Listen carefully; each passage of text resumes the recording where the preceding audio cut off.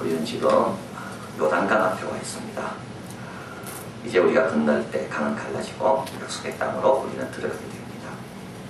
창립과 더불어 주님께서 허락하신 꿈의 동산, 소명의 언덕, 거룩한 장소, 그곳에서 우리는 주님을 찬양하게 됩니다. 지금까지는 준비해왔고 진을 잡고 지난 새벽 일주일 동안 기도하면서 약속의 땅에 들어가기에 합당치 않은 것들은 다 버리고 정리했습니다. 주님이 원하시는 것만 가지고 가겠다고 다짐하고 이제 새 포도주가 부어지는데 새 부대가 되겠습니다 하고 준비가 됐습니다. 이제 우리는 약속의 땅에 도착할 것이고요, 주님이 약속한 것을 우리에게 누리게 하실 겁니다. 그러면 도착해서 우리가 해야 될 일이 있는데 이제 그것에 대해서 오늘 말씀을 드리려고 합니다. 도착하면 뭘 해야 되겠습니까? 도착하면 묵은 땅을 개간하고 주님이 주신 아름다운 동산을 만들기 위해서 우리에게 있는 씨를 돋아야 합니다. 그곳에는 그동안 안 좋은 씨들이 많이 있었거든요. 이제 그것들을 다 꺾어내고 뿌리를 뽑고 이제 주님께서 우리에게 맡기신 그 동산을 아름답게 가꿔야 돼. 그 동산을 빛나게 할 좋은 선한 씨들을 우리가 부여해야 됩니다. 우리에게는 얼마나 큰 영광의 순간인지 모릅니다. 그러나 동시에 굉장한 부담의 순간입니다. 그동안은 핑계댈 수 있었습니다. 그동안은 남이 뿌린 것 때문에 내가 이렇게 살았습니다. 좀 좋은 교회 만나고 싶었는데 그동안 이 믿음의 선배들이 좀 이렇게 어설프게 만들어서 내가 믿음의 시험 받았습니다. 그러나 이제는 그거는 안 됩니다. 이제 우리가 뿌리는 겁니다. 이제 우리가 뿌려서 우리가 열매를 바라보면서 그 모든 책임은 나에게 돌아옵니다. 그러나 좋은 걸 뿌리면 어떻게 되겠습니까? 꽃이 피고 향기가 나고 새들이 지저귀고 모든 사람이 부러워하고.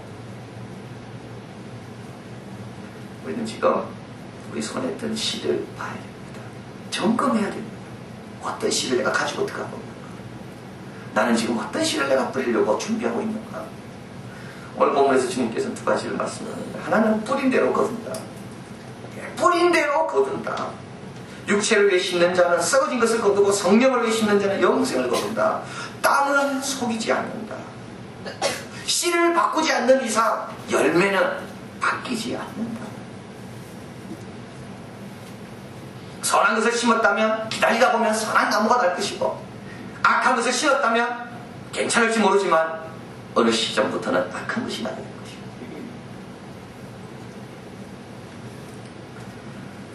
하나님께서 우리에게 주신 씨만 심어야 됩니다. 여러분, 악한 것이 나기 시작하면요, 가시가 나면 우리 자녀들이 찔립니다. 동물이 나기 시작하면 우리 자녀들이 뛰어놀 수가 없습니다. 피해 다녀야 되고 걸려 넘어지고 다치고 깜깜해지고 아무도 찾기 싫어하는 동산이 됩니다. 뭘 뿌리는가? 그대로 나게 되어 있습니다. 또 한 가지 더 말씀하죠. 작은 것 심지만 거둘 때는 큰 것을 거둔다. 육체를 위해서 순간 잘못 판단했지만 썩어진 것을 거두고, 성령을 위해서 순종하는 마음으로 내가 선택하고 뿌렸는데 나중에 영생을 거두고. 씨라는 것이 그렇습니다.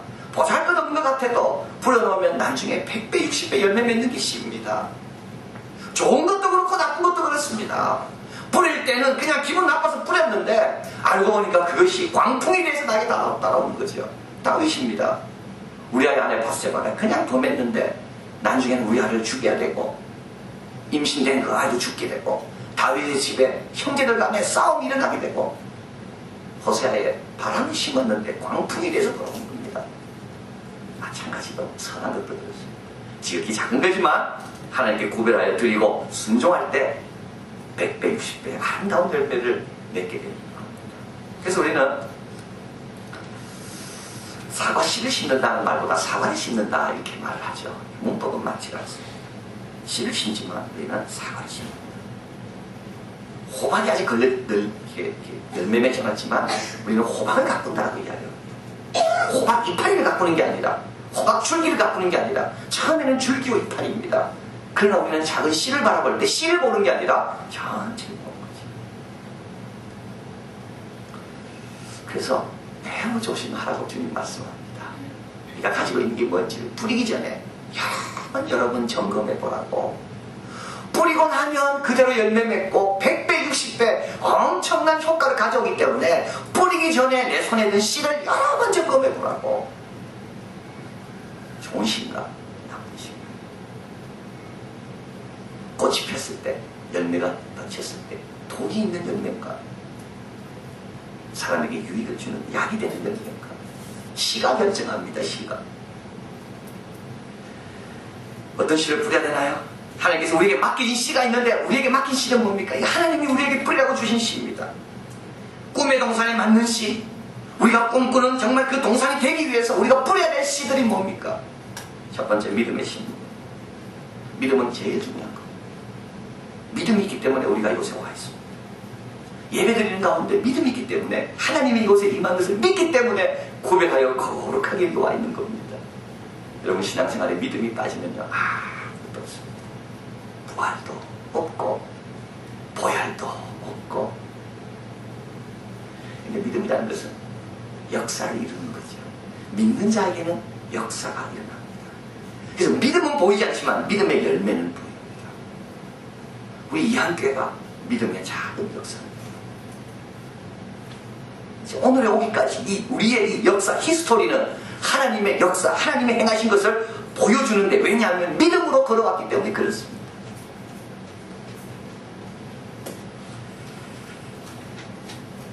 그런데 우리가 조심해야 되는 게 있습니다.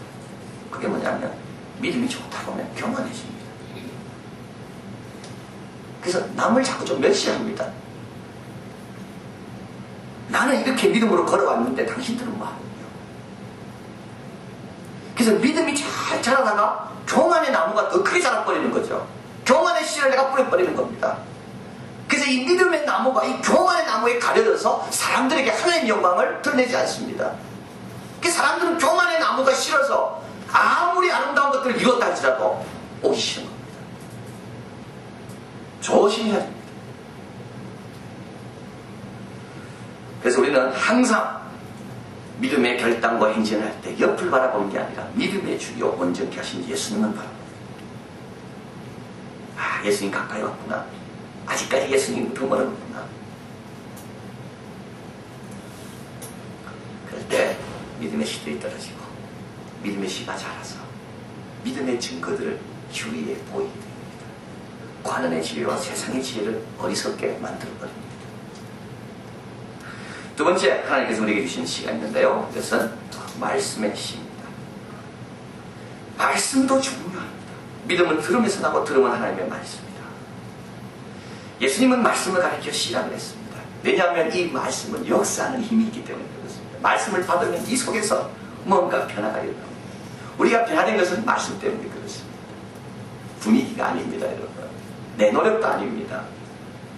말씀을 들을 때 이 말씀의 시간 내 속에서 역사에서 하나님의 성품을 회복시키는 것이 말씀입니다. 그래서 우리는 하나님의 말씀을 잘 전해야 되고 또 잘 들어야 되고, 구역별로 모일 때도 하나님 말씀 중심이 되어야 됩니다. 말씀의 역사를 믿어야 됩니다. 말씀의 권세가 회복되도록 이한교회를 위해서 기도해야 됩니다. 근데 오늘 본문에서 사도 바울은 이를 두 가지를 부탁합니다. 하나는 말씀을 전하는 자신, 목회자를 위해서 기도해달라고 담대히 전할 수 있도록. 또 한 가지는 뭡니까? 오늘 본문에 나와 있죠. 가볼까요? 6절입니다. 같이 읽습니다. 가르침을 받는 자는 말씀을 가르치는 자와 모든 좋은 것을 함께하라. 모든 좋은 것을 함께하라. 우리 교회는 이런 분 없습니다. 참 다행입니다.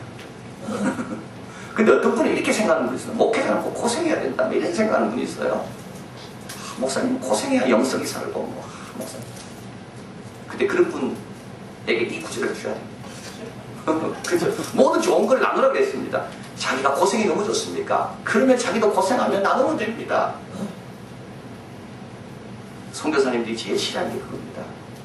선교사로 파송하면서 선교사님을 위해 기도하면서 이 가족 주님을 위해서 온전히 헌신하고 때로는 순교도 하게 해주십시오. 선교사님 제일 싫어합니다.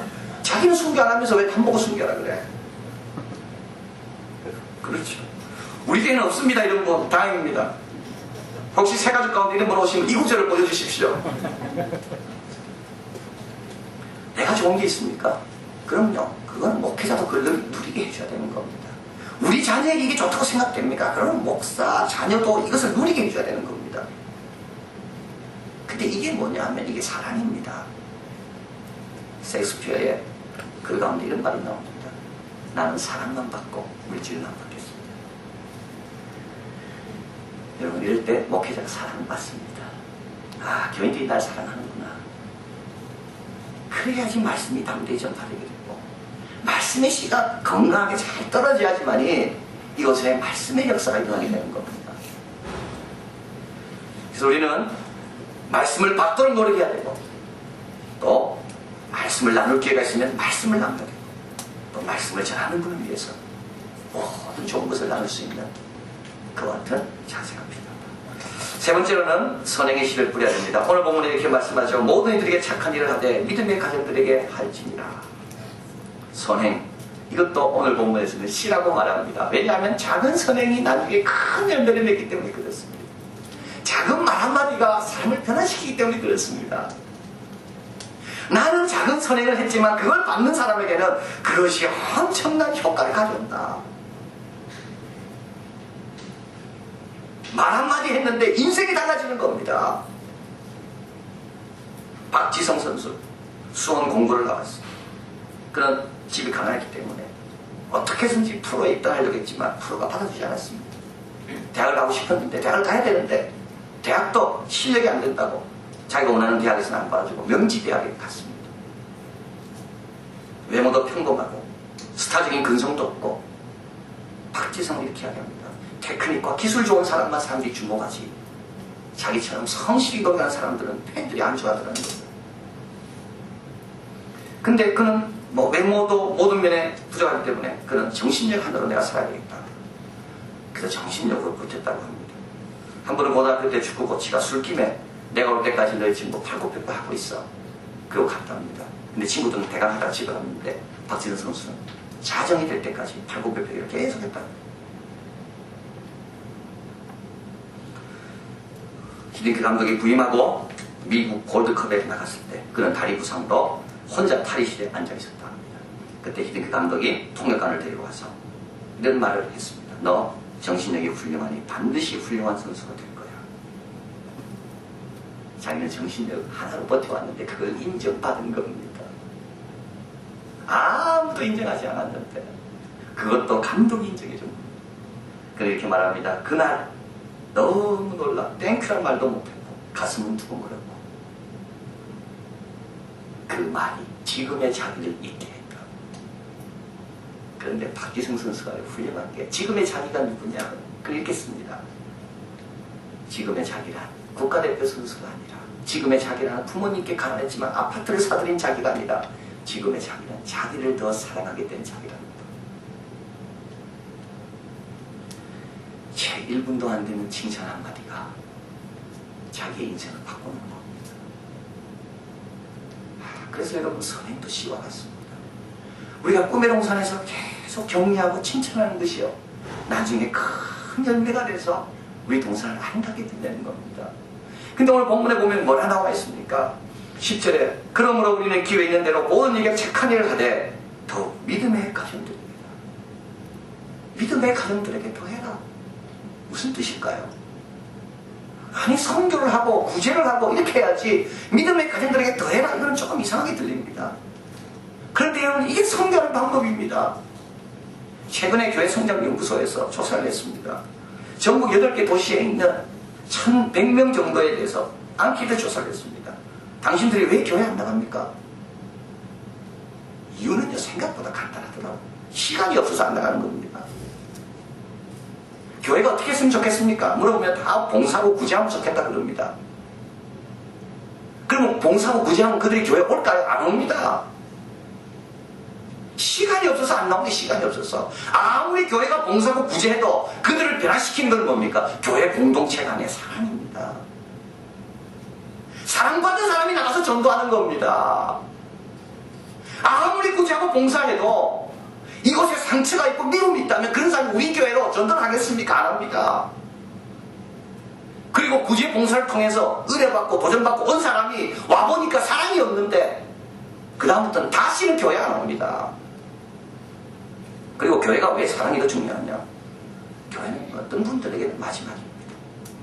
12해를 혈증을 앓는 환자처럼 다 가보고 안 돼서 온 곳이 교회입니다. 그래서 우리는 지난주 새벽에 당 만들지 마라 그랬습니다. 불평하지 마라 그랬습니다. 이거는요, 하나님께서 어렵게 인도한 영혼들을 이거는 소외시키는 거고, 그들을 하나님의 품으로 들어오려고 그렇게 하나님 기다리셨는데, 하나님의 손과 발이 된 교회가 그 일에 오히려 방해거리가 됩니다. 교회는 어렵고 힘든 분들을 위한 휴식처와 공급처가 되어야 됩니다. 그러나 휴식처와 공급처가 되기 위해서는 이곳이 먼저 은혜스러운 동산이 되어야 됩니다. 아름다운 향기가 이곳에서 나타나야 됩니다. 그래야 그 향기를 맡고 지친 영혼들이 교회에서 들어오는 겁니다. 그래서 우리는 선행의 씨를 뿌리고, 말씀의 씨를 뿌리고, 믿음의 씨를 뿌리고, 그럴 때 이 씨들이 언젠가는 쫙 자라서 이 동산을 가득 메우게 되는 겁니다. 그런데 또 한 가지 성경에서 말하는 게 있습니다. 이 씨는 너무 귀하고 특별하기 때문에 뿌리는 방법이 달라야 돼요. 그것을 말합니다. 이 씨의 열매가 너무 복되기 때문에 이 씨는 함부로 뿌리는 게 아니에요. 그래서 씨를 점검해야 됩니다. 내 손에 든 씨가 뭔가, 동시에 이 씨를 내가 어떻게 뿌릴 건가. 성경에는 우리에게 하나님의 말씀의 씨, 선행의 씨, 믿음의 씨를 뿌릴 때 다음 몇 가지를 꼭 기억하라고 합니다. 첫째는 뭐냐면 눈물로 뿌리라. 눈물로 씨를 뿌려라. 이것은 물론 수고와 고난을 이야기합니다. 그러나 눈물로 뿌린다는 게 뭡니까? 사랑으로 뿌리는 겁니다. 긍휼로 뿌리는 겁니다. 안타까움으로 뿌리는 겁니다. 내 자신이 너무 부족해서 회개하면서 뿌리는 겁니다. 하나님의 은혜가 너무 고마워서 눈물을 흘리며 감사해서 뿌리는 겁니다. 씨도요, 그냥 뿌리는 거하고 물에 담가놨다 뿌리는 거하고 이게 발화하는 게 다르다고 합니다. 물에 충분히 담가놨다 뿌리면 발화가 훨씬 더 잘 되고 쉽게 된다는 거죠. 왜 말씀이 있고 믿음이 있고 선행이 있는데 열매가 없는가? 그게 눈물이었기 때문에 그렇습니다. 형식이기 때문에 그렇습니다. 그래서 우리 주님은 이 귀한 씨를 뿌릴 때 눈물 없이는 뿌리지 마라. 그 영혼을 사랑하는 눈물, 그 영혼이 변하고자 하는 눈물, 이 씨를 뿌리게 하신 그 하나님의 받은 그 영광에 대한 눈물. 두 번째로 이 씨는 부지런히 뿌려야 됩니다. 부지런히 뿌려야 됩니다. 예수님이 비유해보면 더러운 귀신이 나갔다가 머물 곳이 없어서 옛날 집에 와봤습니다. 그러니까 옛날 집이 깨끗하게 청소가 되어 있는 거예요. 그래서 이 귀신이 너무 좋아서 7 귀신을 더 데리고 들어온 거예요. 그래서 예수님이 말씀하는데 이 사람이 나중 형편이 처음보다 못해졌다. 조지 모리스는 말합니다. 이 비유는 승리를 잘못 사용하는 자들에게 주신 경고다. 승리했지만 승리를 잘못 사용하고 있습니다. 이 비유는 승리를 잘못 관리할 때, 이 비유는 우리가 얼마나 연약한지, 우리가 얼마나 부주의한지, 우리가 얼마나 적들에게 노출되어 있는지 모른 채 살아가려고 하는 자들에게 주신 경고다. 그래서 부지런히 뿌려야 됩니다. 부지런히 들어야 됩니다. 부지런히 결단하면 앞으로만 나가야 됩니다. 전투에서는 이겼지만 전쟁에서 질 수 있습니다. 오늘은 이겼지만 궁극적인 싸움에서는 질 수가 있다는 거죠. 그래서 하나님은 부지런히 씨를 뿌려요. 부지런히. 마지막으로 이 씨를 뿌릴 때도 낙담하지 말 것을 말씀합니다. 오늘 본문에 보면 말씀 나와 있죠. 9절 같이 읽을까요? 우리가 선을 행하되 낙심하지 말지니 피곤하지 아니하면 내가 이름에 거두리라. 예, 낙심하지 말라. 왜 씨를 뿌려놓고 낙심할까요? 보이지 않기 때문에 그렇습니다. 볼 수 없는 부분이 있기 때문에. 이제 씨를 뿌리고 그 씨가 자라기까지는 땅속에 있기 때문에 보이지가 않습니다. 그러나 주님께서 분명히 말씀하신 것이 있습니다. 밤에 자고 낮에 깨고 하는 사이에 씨 뿌린 사람이 모르는 사이에도 씨는 계속 자라고 있다. 그래서 우리가 낙심하면 되지 않습니다. 그런데요, 부지런히 열심히 많이 뿌려야 되는데 그러냐면 낙심하지 말고 계속 뿌려야 되는데 왜 그러냐면 사탄이 와서 또 엉뚱한 걸 뿌려놓기 때문에 그렇습니다. 사탄이 뿌려놓은 걸 가져가기 때문에 그렇습니다. 그래서 씨 뿌리는 부위에 보면 항상 등장하는 세력이 하나 있는데 사탄입니다. 우리가 쉬고 있는 동안에 사탄은 뿌리고 갑니다. 우리가 낙담해서 이제 그만 뿌려야 되겠다. 그런 동안에 사탄이 와서 사탄의 씨를 뿌리고 갑니다. 그래서 우리는 계속 뿌리면 낙심하지 말고 주님 말씀하시기를 하나님 나라는 사람이 씨를 이 땅에 뿌린 것 같으니 제가 밤낮 자고 깨고 하는 중에 씨가 자라되 어떻게 된 것을 알지 못하느니라. 땅이 스스로 열매를 맺되 처음에는 싹이요 그 다음에는 이삭이요 그 다음에는 이삭이 충실한 것입니다. 우리는 몰라도 일단 뿌려놓으면 역사가 일어나게 되고 언젠가 되면 싹이 나게 됩니다. 그래서 주님은 계속 씨 뿌리라고. 여러분 우리가 뿌린 씨앗을 그 열매를 우리가 못 거둘지도 모릅니다. 우리가 못 볼지도 모릅니다. 그런데도 우리 후세대가 그걸 볼 것을 믿고 계속 뿌려야 되는 거예요.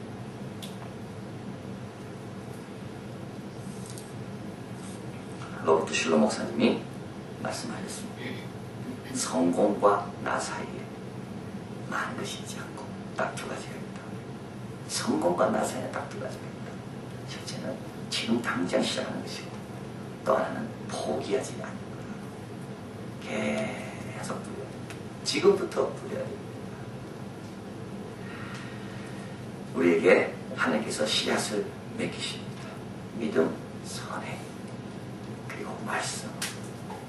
우리 씨앗, 손에 있는 좋은 것만 뿌리시고 그리고 혹시 사탄이 우리 손에 쥐어지다 할지라도 불평과 원망과 당짓는 것과 이런 나쁜 씨앗들을 사탄이 우리 손에 준다 할지라도 그것을 뿌리지 않고 하나님께 맡겨 뿌리고 하나님의 영광만을 위해서 아름다운 씨를 뿌리는, 그래서 이 세상 위에 한 교회는 하나님의 아름다운 향기가 만발하는 그런 동산이 되게 우리 모두 노력하게 되기를 진심으로 바랍니다. 기도하겠습니다.